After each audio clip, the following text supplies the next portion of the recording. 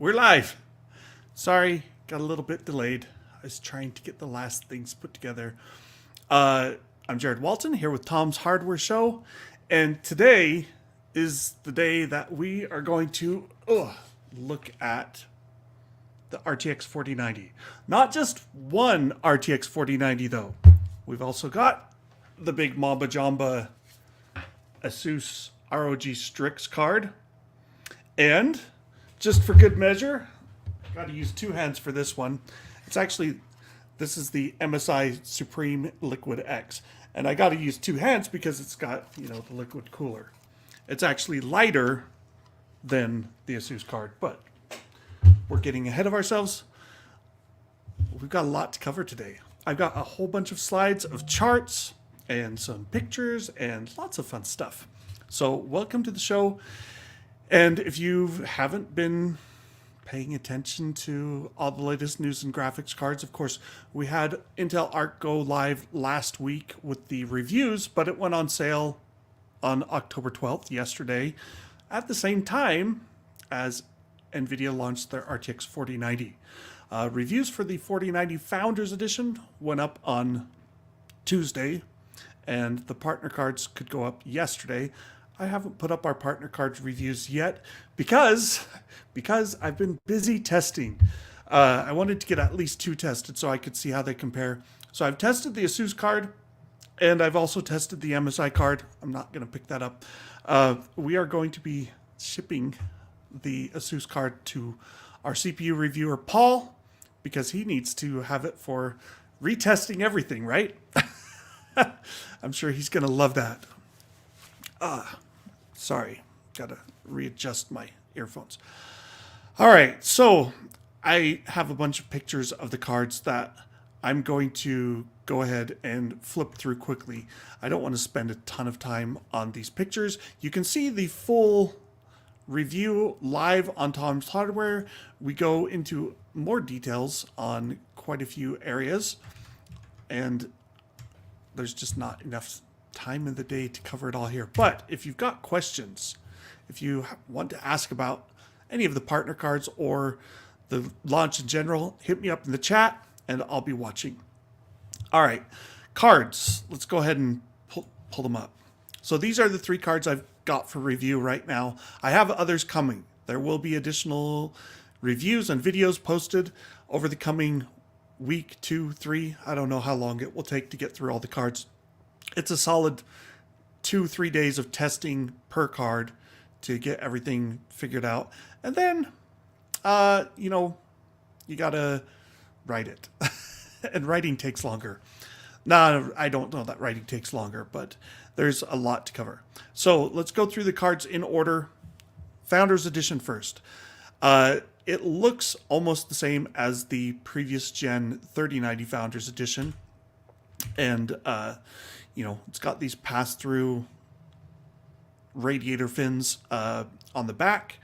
The front fan toward the I/O ports blows out, kind of. I mean, the air blows into the heatsink, but it also vents out the I/O ports a little bit. And then we've got the top view. The 16-pin connector has been rotated slightly. It used to be perpendicular to the board. Now it's parallel to the board, and it's 16-pin instead of 12-pin, which was what was on the 3090. I/O ports, video ports have not changed. Still DisplayPort 1.4a. That's kind of it's doing the rounds, and one HDMI 2.1, but it's definitely doing the rounds right now, and people are upset or feigning upset. I don't know. How many people have 8K displays or 4K displays running at more than 120 hertz? Probably not that many. Maybe they're hoping those displays will come, but as far as I'm aware, they're not really out in quantity, especially like a 4K 240 hertz display. Like, you could drive that with DisplayPort 2.0 without using I think you might need display stream compression, but you wouldn't need the 420 compression as opposed to 422. Anyway, you can still do 4K 144 Hz on DisplayPort 1.4a and on HDMI 2.1. So I don't know. If you've got a high resolution display that uses DisplayPort 2.0, then obviously it's a problem to not have DisplayPort 2.0 cards. Conversely, why should we make displays that support DisplayPort 2.0 when no one on the graphics side is supporting it? AMD is reportedly going to have DP 2.0. Intel's Arc chips have DP 2.0, but it's only 10 gigabits per second per lane, which is like, it's less than HDMI 2.1 in bandwidth. But the DP 1.4a, I believe, I'd have to double check, but I think it's down at around like 32 gigabits per second. It's lower anyway. So again, not much has changed from the previous edition. There is this little back mounting plate that pops off if you have like a really large case. Some of those have, I've seen it mostly on, I think, Falcon Northwest, maybe some of their boutique competitors. They'll have like a mounting bracket that screws into the back that then also connects to the case frame to support the rear of the card. And I mean, these are heavy cards. The Founders Edition weighs 2,186 grams, which is basically identical to the 3090 Founders Edition. When I weighed that back in the day, I believe it was 2189, so 3 grams more. And then just for final shot, this is the two Founders Editions next to each other, the 3090 on the left and the 4090 on the right. So you can see they've kind of done the little swoopy curve thing on the casing. It's also thicker, a little bit thicker, but at the same time, it's also slightly, not shorter. It's not as long. Short implies that the height changed as well. It's the same height, almost exactly. So that takes care of the Founders Edition. Next up, Asus's card. This thing is massive. We'll get to the weight on the scale in a minute, but it's definitely bigger and heavier than the Founders Edition and the other cards. Otherwise, there's not a whole lot that we haven't seen in cards before, but this is a new design for Asus as far as I know. A little boxier than the previous gen Strix. I don't mind it. I mean, it's just going to go in your case, and some people probably will mind it, but whatever. Triple fans, big fans. They have the integrated rim on the outside that helps with static pressure and such. It runs quite nicely. You know, it's cool and quiet for the most part. So I do have overclocking results for this card, and I was able to push it a lot more than I was expecting, especially on the memory, which, okay, power connector, back of the card again, power connector. Here's the I/O ports. Asus does give you 2 HDMI 2.1 ports. However, you can't use all 5 ports at the same time. There's only four display physical links on the GPU. So you can use 2 of the DisplayPort and the 2 HDMI, or you could use 3 DisplayPort and 1 HDMI. Most people probably are only using 1 or 2 ports. Side shot of the card. And let's see. So this is interesting. You can see the heat-seek fins are oriented perpendicular to the exhaust on the back and the I/O port side of the card, which means airflow won't actually go out the front and back, really. But I don't know. I think it's just more of an aesthetic choice. And there's RGB connectors that you can plug into the card here for running additional lights, I think. And these lovely octopus adapters. If you've got an ATX 3.0 power supply, or at least the ATX 3.0 PCI Express 5.0 12 volt high power connector, whatever, I think that's the correct name, high power connector 12 volt, or PCI 5.0 PEG. If you have one of those, you could bypass the octopus connector, and that would be nice because these things, they get in the way. Like, I have the side off my case because I'm swapping cards all the time, but when you put the side on, like, you'd have to bend these connectors quite a bit in order to close the side, especially on a not ginormous case. And then this, I was trying to show that you could actually see through the card. I don't know that that came out properly.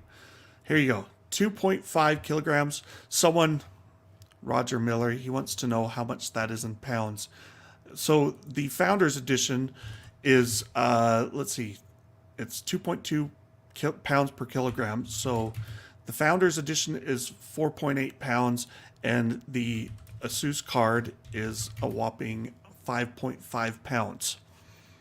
Yeah, it's big. And it comes with a little kickstand to like put in your case and hold up the back of the card. Probably necessary. Just be careful you don't move the case around while that kickstand is there, because it probably will fall. All right. Let's see. Oh, this. So I'll talk about overclocking briefly here. If you look at this, you can see that these are Micron GDDR6X chips, and Micron is the only company making GDDR6X. So it is D8BZC. And D8BZC, if you go to Micron's site and look it up, says these are 21 gigabit GDDR6X chips. Fine. Except, I swear they're not. Either Micron has so many 24 gigabit chips now that they are just labeling them as 21 gigabits, or maybe Asus did something. I don't know. But I will say that on the MSI card, which I'll get to in a minute, I was able to overclock the memory by 800 megahertz, which double speed is 1.6 gigabits per second. So I got the MSI stable to 22.6 gigabits per second. Relatively stable. I'm not sure if it would be fully stable 100% of the time, but it's a ballpark. So you can certainly add at least a gigabit per second to whatever card you're getting, is my feeling. And the MSI card, the memory it peaked at about 82 Celsius after Furmark stress testing and a bunch of games and such. All right. So the Asus card here, this is supposed to be 21 gigabits per second memory. I started out at 1000 megahertz plus to see, like, I check for artifacting, and usually if you go over the capabilities of the memory, you start getting sparkling on the display. Sometimes it just crashes, but I figured with the MSI doing it 800, 1000 was a good starting point. And the MSI was almost stable at plus 1000. Asus ran fine for several minutes. I'm like, okay. So I start bumping it up. I was like 1100, 1200. Then I was like, well, what the heck? 1500. Still no crashing, no sparkling. I'm like, so plus 1500 is 24 gigabits per second. MSI Afterburner, which is what I was using for overclocking, maxed out the memory at 2000, which is 25 gigabits per second. Still ran stable in nearly everything I threw at it. Furmark did crash after a few minutes, and so I backed it off, and I mean, like, I didn't even try to like fine tune it. I just dropped it 250 megahertz. It was fine. So that would be 24.5 gigabits per second memory. Again, that's way faster than I've seen from any GDDR6X memory before. So kind of interesting. All right, MSI's card, finally. Liquid cooling. So the whole card and cooler weigh slightly less than the Asus card, slightly more than the Founders Edition. I'll show you the weight in a minute. This fan that's on the card, I don't think it does much other than cool the VRM heat sinks, which is important. So there's reason to have it. I mean, like, why doesn't the whole liquid cooler take care of everything? Maybe the VRMs, they felt just didn't need it. I don't know. Maybe they cheaped out. There's also like air cooling versus liquid cooling. Like, I'll tell you right now, the Asus card ran faster, especially overclocked. Not a lot faster, but it's like for all the extra space that liquid cooling takes up, it wasn't clearly superior. Back of the card, that little diamond shape on the left actually does light up.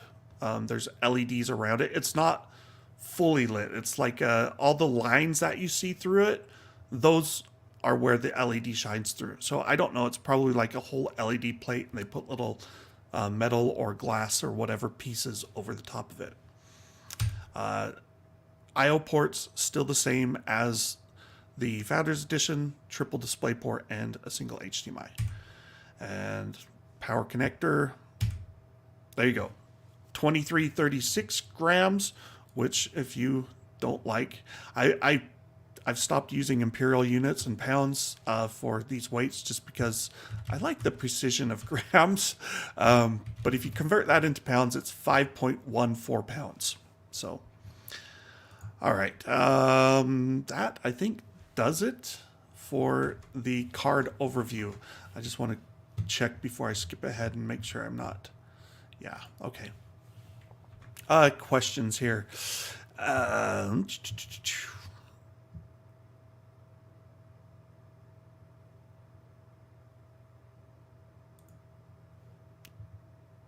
So Javier says, a YouTube channel says DLSS 3 is not good if you can't have at least 240 FPS to ignore the image creation problems and to have a good time lag. So I will say this. DLSS 3, which I'll cover the performance in a minute, it does add latency. It adds a frame of latency, basically. And that's a frame of latency relative to the boosted performance, because basically it renders frame 1, as I understand it, renders frame 2, inserts an interpolated frame 3, and it's not just interpolation, just to be clear.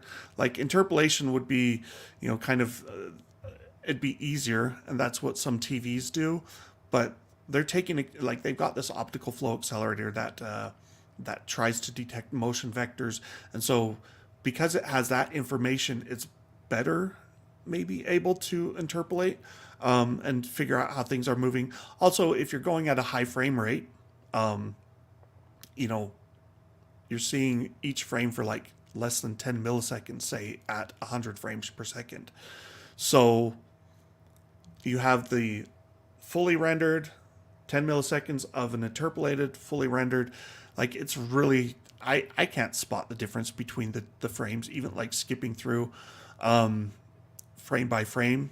So DLSS 3, in what I've seen so far, and I need to probably spend more time looking at it, but it does boost performance. But it adds some latency, so if you take reflex out of the picture, the latency would be, clearly worse than DLSS 2 or native.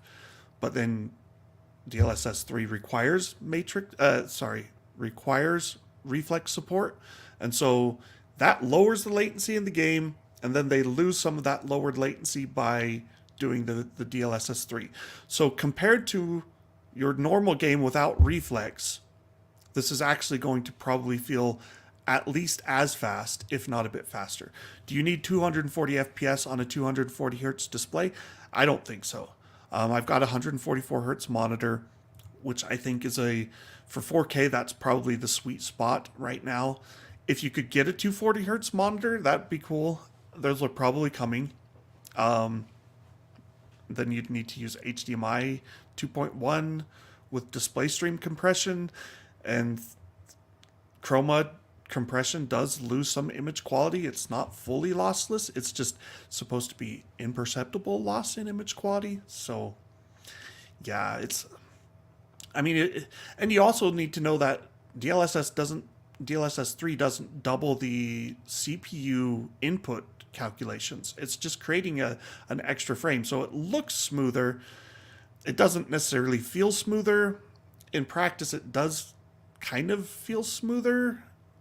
But also, if you were running at 18 frames per second and doubling that to 30, I don't know that it would be the greatest experience. You probably want something where it's more in that 50 to 60 frames per second range, maybe even higher, and then you're doubling it up into the 100 plus range.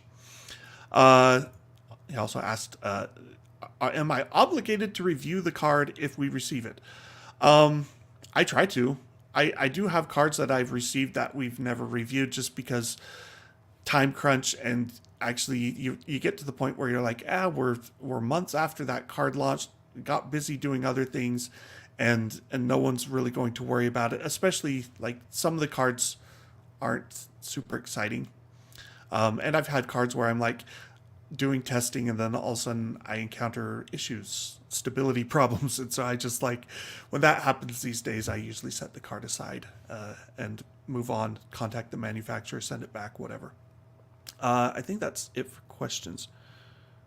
Have I tested cards in C4D? C4D. Is that a video bench? I'm not quite sure what C4D is. Oh, Cinebench 4D? Not Cinebench. Sorry. Probably not. Obviously not. Redshift render benchmarks will be amazing. That's more a prosumer app, right? Solovyov graphics.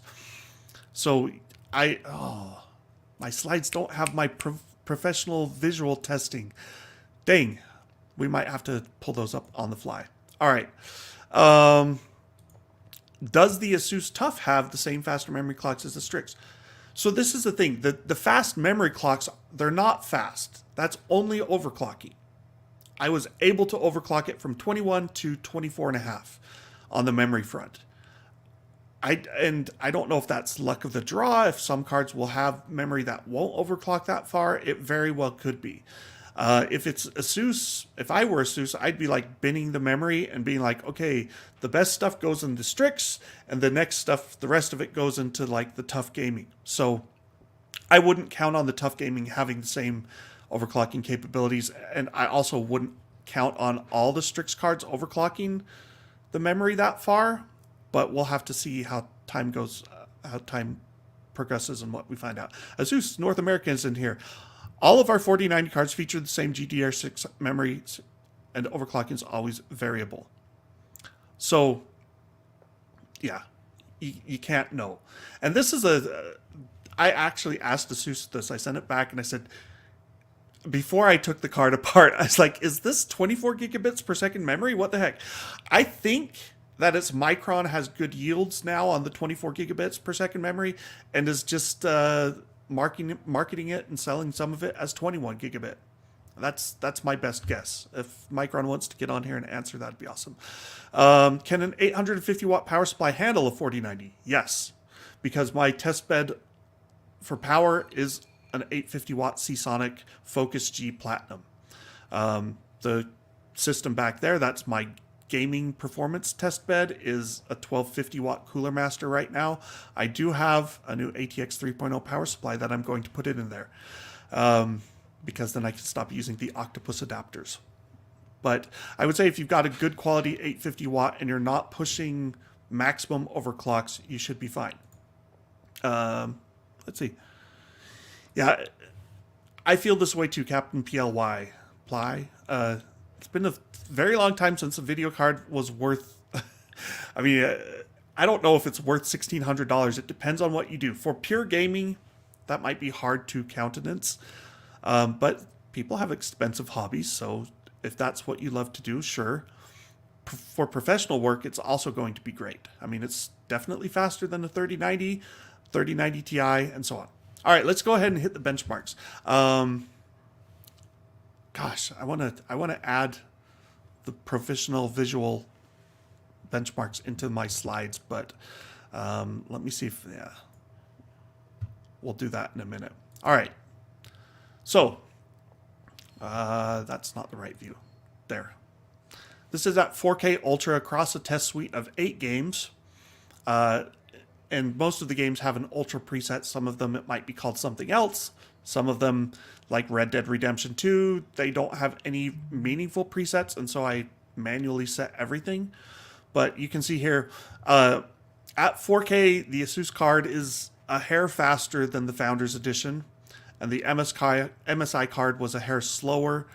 There's variability of probably 1% to 2%, so pretty much they're all tied. You wouldn't notice the difference. I didn't do overclocking tests across the full test suite just because that takes longer and I wanted to get it done. So and also even at 4K Ultra, there are quite a few games where you are going to be held back a little bit by your CPU, even with a 12900K.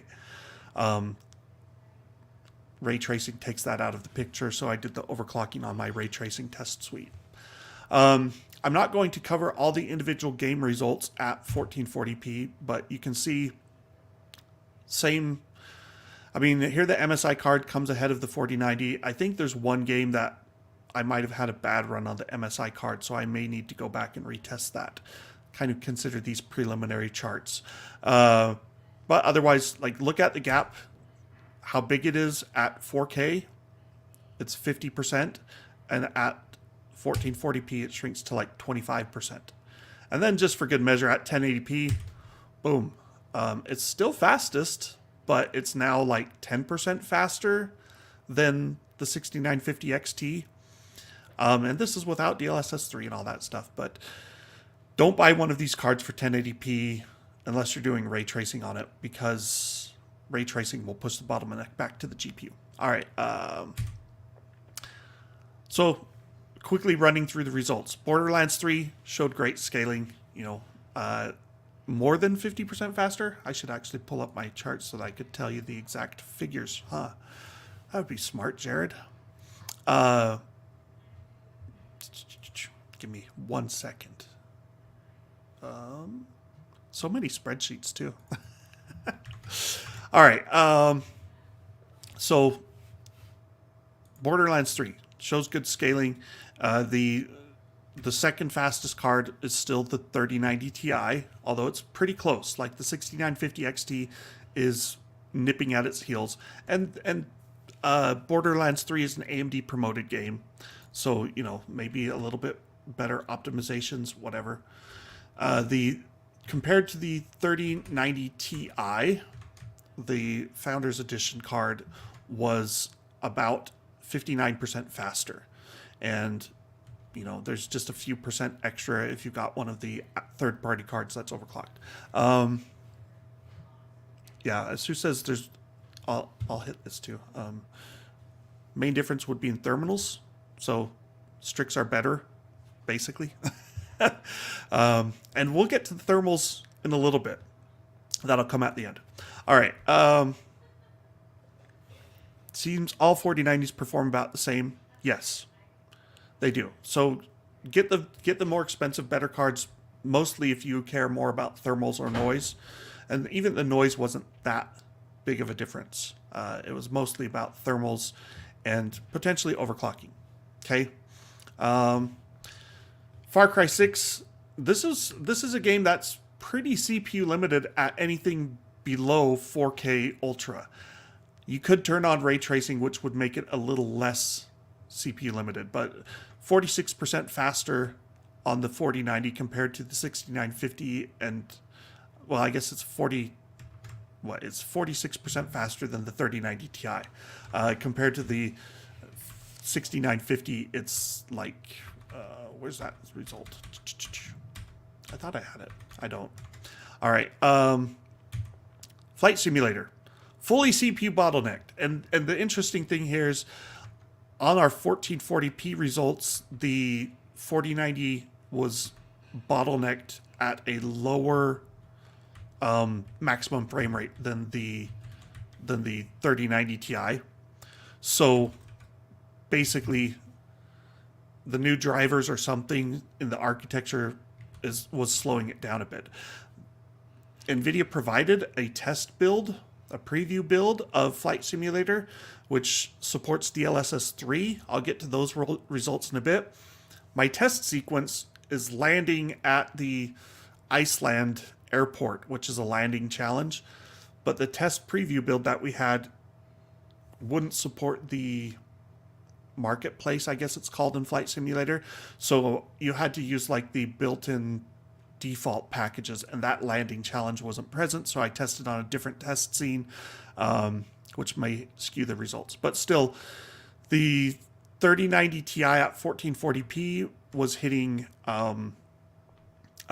82 frames per second versus 78 frames per second on the 4090 cards. So, something's holding it back a little bit. I wouldn't worry about it too much, but just know that driver updates and other things could improve Flight Simulator performance as well. But DLSS 3, which we'll get to in a minute, will be the big one. Forza Horizon 5. On the Extreme preset, it uses more than 8 gig of RAM. AMD does well on this, so both the 6900 XT and 6950 XT placed ahead of the 3090 Ti, but the 4090 ends up blowing those out of the water. It's 42% faster than the 6950, and sorry, did I have that right? 53% faster than the 6950, and 70% faster than the 3090 Ti. Then Horizon Zero Dawn. Hey, this game supports DLSS. I forgot to mention that on Flight Simulator. It supports it as well. DLSS 2 drops performance in Flight Simulator because it's just more work for the GPU and you're already CPU limited and things get a little messy. Quality mode barely does anything for standard rasterization games in terms of performance because you're CPU limited. So, and oddly, I think I updated the Asus and MSI cards to the public release of the drivers. And so maybe that's why there's like the slight 3 frames per second drop, or it might just be variability between runs because Horizon Zero Dawn is running at 150 plus frames per second. Red Dead Redemption 2, also DLSS support. And again, it doesn't do a whole lot because you're kind of CPU limited. In Red Dead Redemption 2, the 4090 is 47% faster than the 3090 Ti. That is also 50% faster in Horizon Zero Dawn. And let's see, 2 more games. Total War Warhammer 3. This is an interesting one, and it doesn't matter whether you have the ignore VRAM limit checked on most of these cards. I think that mostly applies if you're running on a card with less than 8 gigabytes of VRAM. Certainly it doesn't matter on a 24 gig card, but that is how I test it, just to be sure that the slower cards are not getting a benefit of the game not using higher resolution textures or whatever. Anyway, massive performance uplift here. I'm still not exactly sure what the game does that's so demanding compared to other games, but the 4090 Ti it's over twice as fast as the 3090 Ti. It's 112% faster, which is pretty crazy. And then finally, Watch Dogs Legion, we're back down into about 60% faster. So that's the standard gaming suite. Performance is great. If you are a gamer who wants maximum performance, then the 4090 is the new card that you'll want to get. Overall, at standard, not taking advantage of DLSS, not taking advantage of the extra ray tracing hardware, which Nvidia did a lot on the ray tracing side to boost for performance. And so it's still on average a 50% uplift, which is at the top. I don't know the last time I've seen a 50% improvement gen over gen. Like sometimes SLI could get that, but then you were dealing with other stuff and it was messy. So that's huge. When we go over to the ray tracing side of things, it gets bigger. So I've got lots of results in here now because now we've got the overclocking, and in the case of the MSI card, I underclocked it. I limited the power to 65% of the default power, and you can see that dropped performance quite a bit. There's some things going around. I think Der Bauer was saying, hey, why'd they do such a high TDP, TBP? And it's because not everything uses the maximum power of the card, but things like ray tracing will push it harder. And so you can see, like Der Bauer showed things where it's like, oh yeah, I dropped the power use by 30% and I only lost 5 or 10% in performance, but the MSI card lost more like 20% here with a 35% drop in power.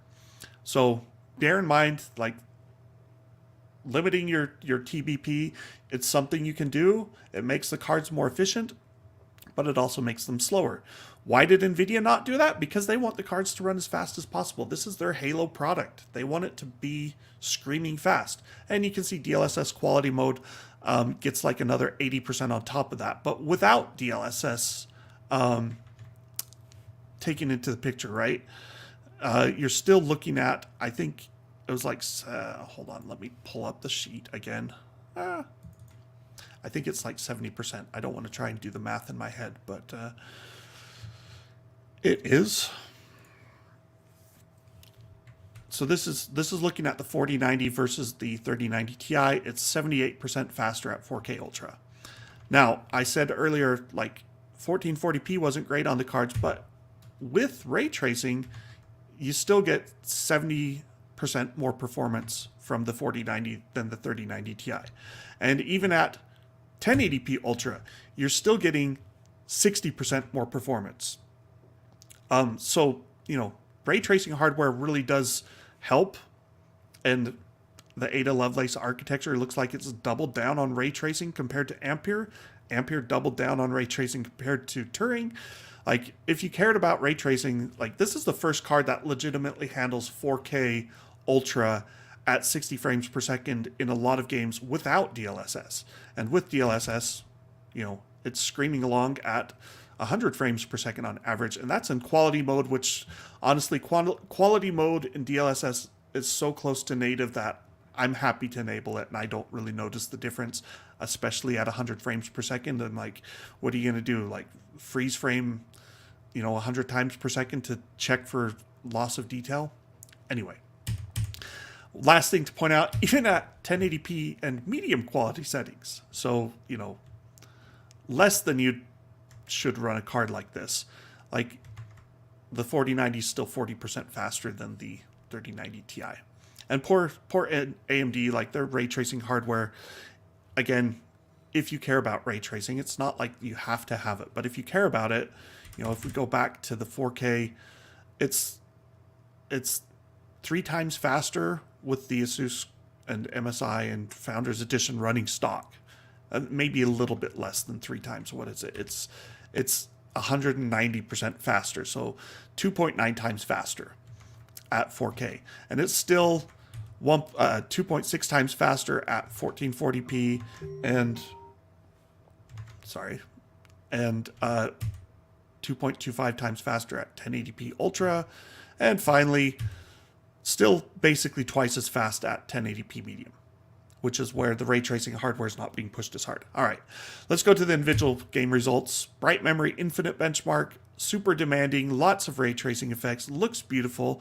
This is, and the funny thing is the actual game, I don't think it's got all of the ray tracing effects enabled, or I don't know. I played the game some and it just doesn't look nearly as nice as the benchmark that they created. And I'm like, I want games that look like Bright Memory Infinite benchmark, because it uses like double bounce reflections. It's got some transparency stuff. It's got the ambient occlusion, shadows, global illumination, and caustics, I think. Like, it does everything.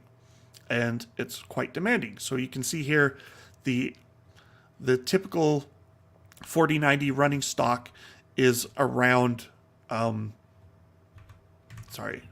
is around 70% faster than the 3090 Ti. There's a lot of stuff going on in the chat that I'll try and look at that later. I do have a pretty hard cutoff at 1 o'clock my time, so in 15 minutes. So let's get through these. Control, another game that looks really nice with ray tracing. And again, you get a good boost in performance. It's about 70% faster. Cyberpunk, one of the most demanding ray tracing games. And they're actually releasing an update that will enable an RT, what's it called? Overdrive. RT Overdrive mode, which will be like lots more rays. You can see that even without overdrive mode, ray tracing requires DLSS if you want to get above 60 frames per second, even with a 4090. The 3090 Ti with DLSS to quality mode was down around like 45 frames per second at 4K. So there are games that can still push the hardware a lot. Cyberpunk, 80% faster on the 4090. And then Fortnite.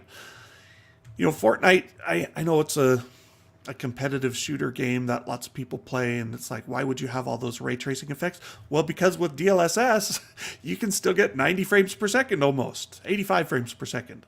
But even without DLSS, you're still getting 50 frames per second. It's totally playable, maxed out settings. And then 2 more. Metro Exodus Enhanced, still 75% faster than the 3090 Ti. And finally, we have Minecraft with maxed out ray tracing distance, or what Nvidia would call path tracing, and it's also 75% faster. All right, any questions I need to answer? Thanks for being in the chat, like Asus and whoever is in there, answering questions as they come. There's a lot going on, and I'm running solo today. Let's see. So Slime asks, when I have DLSS on the charts, is that 3? No. No publicly available games, as far as I know, currently have DLSS 3. So all of these tests, this has been DLSS 2 in quality mode, except in Minecraft, because Minecraft doesn't let you specify. It's just upscaling. You turn it on, and it does quality at 1080p, balanced at 1440p, and performance at 4K, which is probably partly why you get that big, more than doubling of performance, right? But in the other games, those are all using quality mode. So just to make that clear. And then I think we've got, yes, now it's DLSS 3 time. Ha! So DLSS 3 requires, Ada Lovelace requires an RTX 40 series card. That's what Nvidia says. There are some things going around. Someone said, hey, I got the frame generation to work on a on a previous gen Ampere card. I haven't tried that. I don't know what was done. I don't know if someone really did it or if they're just saying it for clicks. I mean, there's a lot of questions. The optical flow accelerator did exist in Ampere and Turing. It's over twice as fast in Ada compared to Ampere. And Nvidia doesn't even say how fast the Turing generation was, but it was used for like video processing stuff. And I can't remember all the things they say. Video encoding, I think, as well. Like there was a lot of things that could use the OFA. It wasn't talked about as much, especially with games. But now with DLSS 3, they're using it to generate frames out of thin air, not out of thin air. Frames out of interpolated frames that are very high quality interpolation is the basic story. So you can see native at 71 frames per second, 4K maxed out settings. It says ultra. I should note that this is ultra with whatever the ray tracing settings were in A Plague Tale Requiem. So this is not just like rasterization. This is also ray tracing. And you can see quality mode boosts performance like 30 frames per second. Native mode with frame generation, as an interesting possibility, got 113 frames per second. DLSS 2 in performance mode was up at 122, and then with DLSS 3 in frame generation. So that's the only difference between DLSS 3 and DLSS 2 really is frame generation, as far as I understand it. So, you can see that you can enable that without turning on DLSS. But if you've got a game that says, hey, I support DLSS 3, it is backward compatible with DLSS 2. You just can't turn on frame generation unless someone figures out a hack that actually works and actually looks good. I guess we'll wait and see. So basically more than double the performance if you go all the way to performance mode upscaling with frame generation. I personally would go for quality mode with frame generation because that's where I'm like, I don't know how truly noticeable it is for most people in movement, but there are things that if you're at performance mode upscaling, so 4x upscaling, you can see some visual fidelity loss with DLSS. Cyberpunk. I upgraded the settings here, so I used the RT Ultra preset, but then I turned on psycho lighting. So if you scroll back in the charts and you looked at the Cyberpunk performance at 4K before, it was like 40 frames per second, I think. Here, we'll do that. So it was at 44 frames per second, and now we're getting up to where was I? Yep, there. And now we're down to 39 frames per second. So that's from the psycho lighting extra stuff. It dropped performance a bit. Then frame generation gives a good boost, almost doubles the performance even at native. Ties DLSS to quality mode, interestingly. Performance mode gives bigger boost to frame rates because now you're rendering 1/4 of the pixels, so your ray tracing hardware really isn't working nearly as much. And of course, frame generation adds on top of those. You'll see that the higher your frame rates get, though, the less frame generation seems to benefit. So if we go back to a Plague Tale, performance mode at 4K was 122, and then frame generation only kicked that up to 168. So not even a 50% improvement. Whereas on Cyberpunk, because it was running lower, it went from 95 up to 141, so about a 50% improvement. F1 2022, this is with ray tracing enabled as well, and you can see here DLSS 3 in quality mode basically matched DLSS 2 in performance mode on the frame rate, whereas quality mode or performance mode with frame generation gives you, what is that, 30% maybe improvement. So it's reduced quite a bit. And you can also just do straight frame generation and forget about the upscaling, which boosted performance by about 50%.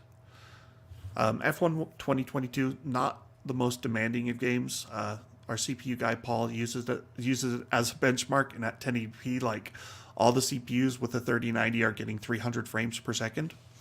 So even at maxed out, I'm still getting almost 100 frames per second on the 4090. Flight Simulator. This is like the poster child for frame generation because your CPU bottlenecked. And so you can see native and DLSS 2 quality mode are tied at about 82 frames per second. Actually, no, sorry, I got that wrong. Oh, no, that's right. But then DX11 mode actually ran faster at 90 frames per second. This was a different benchmark scene than earlier, again.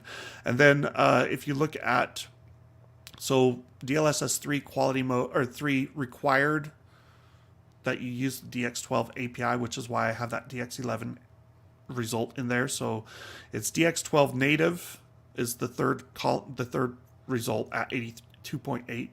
And then that's DX12 with DLSS 2 in quality mode is the bottom 81.9. And then because we're CPU limited, it doesn't really matter if you do performance mode because you're still CPU limited and you still get around that 82, 83 frames per second mark. But with frame generation, you get 160 frames per second. Now you're clearing the refresh rate of a 144 hertz 4K monitor. Yes, it does feel quite nice and smooth. Does it feel better than native? I mean, to me, I would take it. Some people might disagree. Justice. This is a kind of weird one for me because it's a Chinese MMO, I guess, that's quite popular maybe over there. I don't know. Running around in the scene that we used for the benchmark, I don't know how important it is, but you can see this one's a weird one because at native 4K, we only got 16 frames per second, and it seemed like it was really, almost like it was running out of resources somewhere, and I don't know what resource it was running out of. Frame generation almost doubled that. DLSS 2 quality mode gave a huge boost to performance. So upscaling 1440p to 4K doubled more than, doubled performance. Performance mode then takes it up to 48. And then with DLSS 3 frame generation, you're at 80. And so they're like, hey, look, it's 5 times faster than before. I think that's right. 4 times, 5 times. It's a huge jump in performance.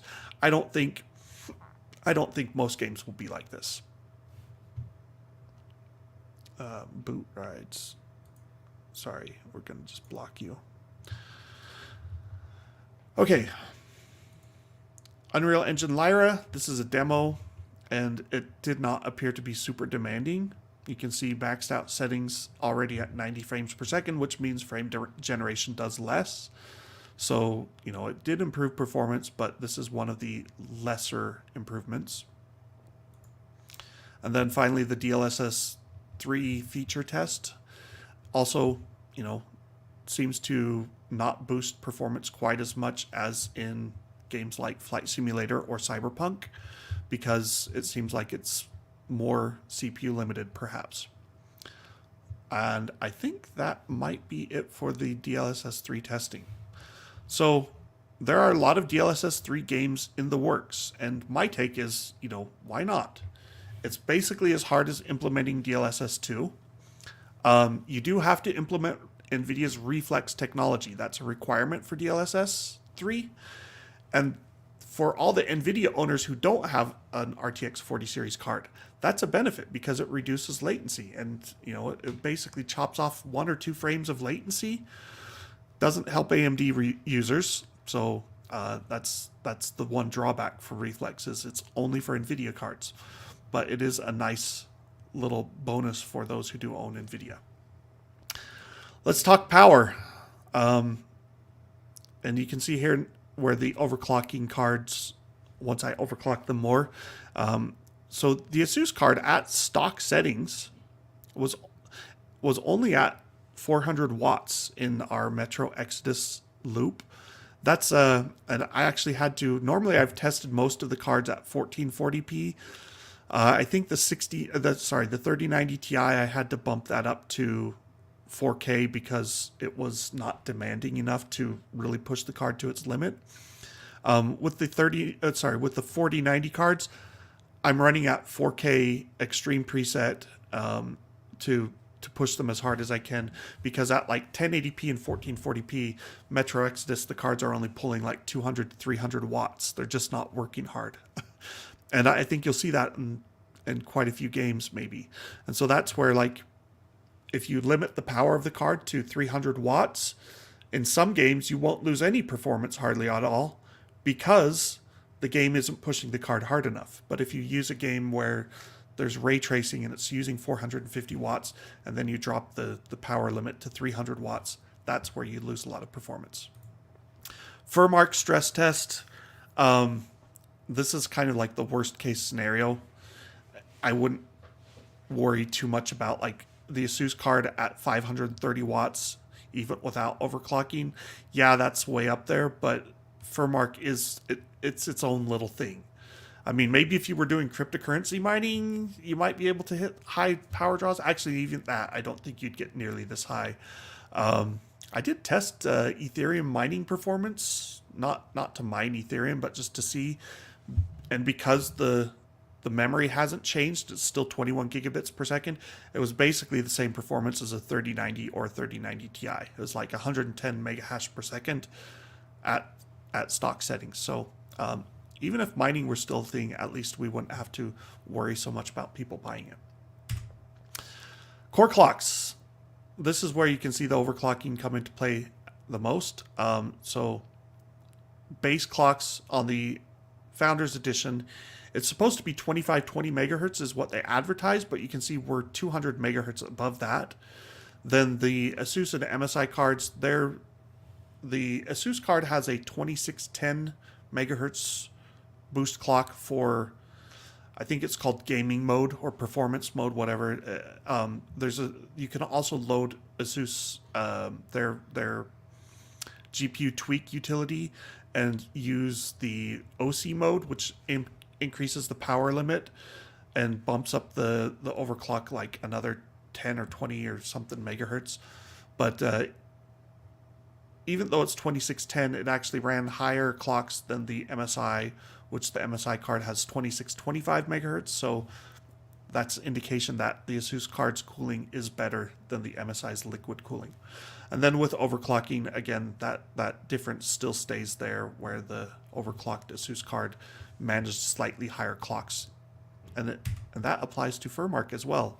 So this is where that higher power limit comes from, because it's running 100 megahertz higher at stock and overclocked. And they're both running 70 to 80 megahertz higher than the Founders Edition. Temperatures, again, so a word on the overclocked temperatures. I've cranked up fan speeds just to, like, they're not 100%, but I set a fan curve where, like, the fan speed goes to 100 when you approach 75 Celsius. And so the fan speeds are probably running in the 80 to 90% range. Good for maintaining an overclock and not crashing during your benchmarks. Not something that I would actually run long term, but I do just wanted to see how far it could push the cards. So that's why their temperatures are so low. If you look at the Founders Edition at stock, 67 degrees Celsius, whereas the MSI and Asus cards are 57, 58 degrees Celsius. And then finally, fan speeds, which is kind of the flip side of temperatures. Part of the reason why the 4090 Founders Edition, oh, sorry, this is not fan speeds. This is Furmark temperatures. So again, you know, the Asus card didn't quite run as cold as the MSI card in this one. But that's also because it was running higher clocks and pushing harder. So keep that in mind. Those two things are totally related.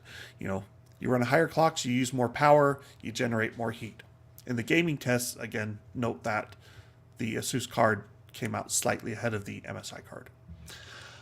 And then we get fan speed. So this is the flip side of the temperature and also of the power and all that stuff. They all kind of interrelate.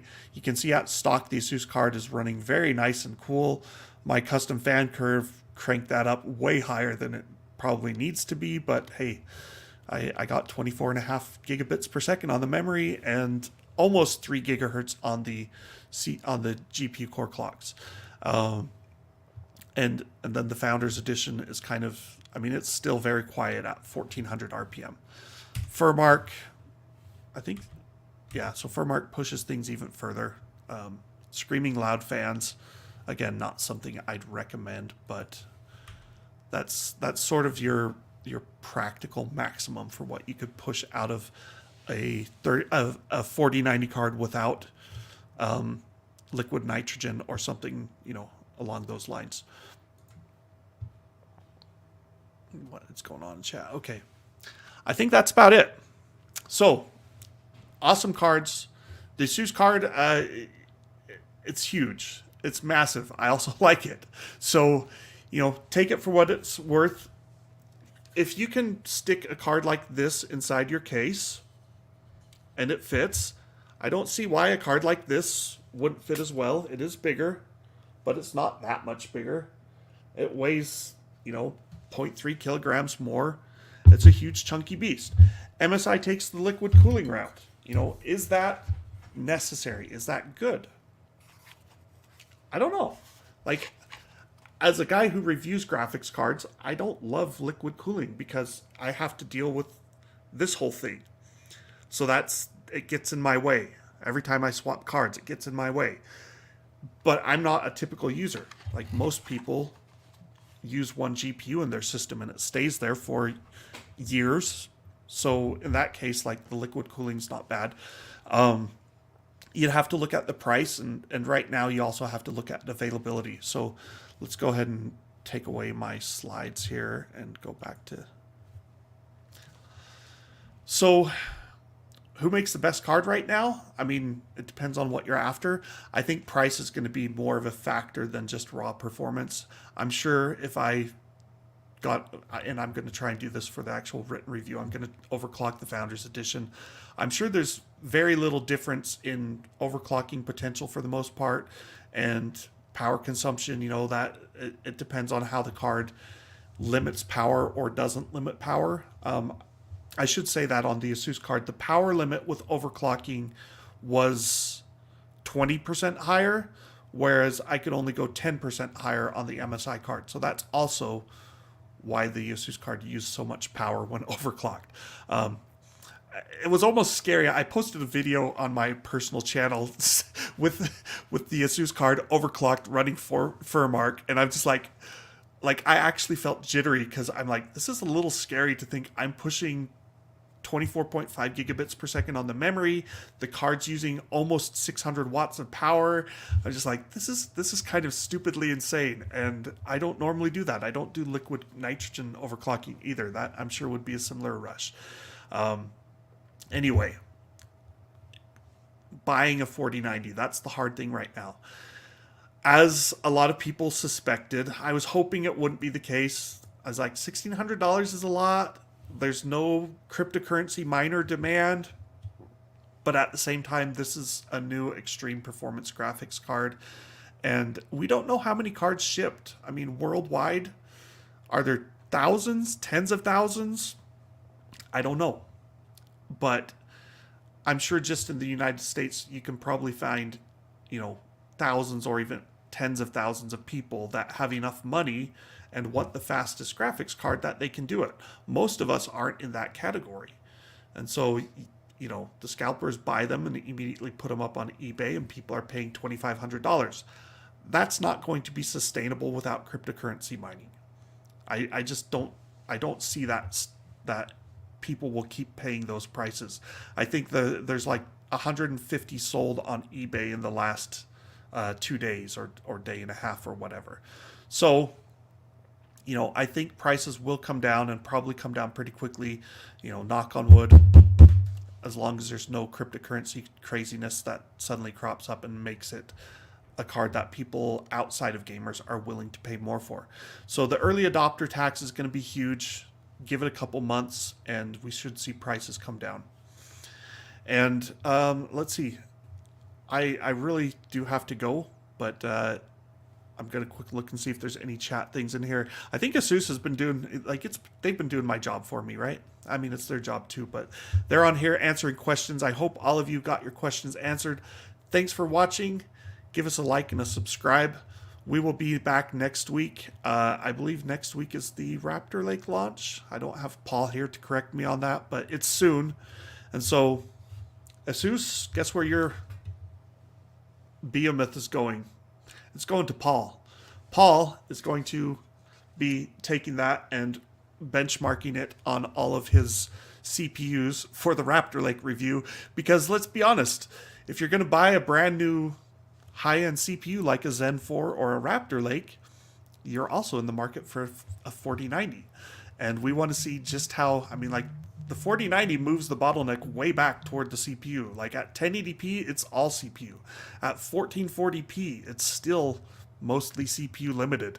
And so that's where it's going to be interesting on the Zen 4 versus Raptor Lake versus the 5800X3D with the 4090. What will performance look like?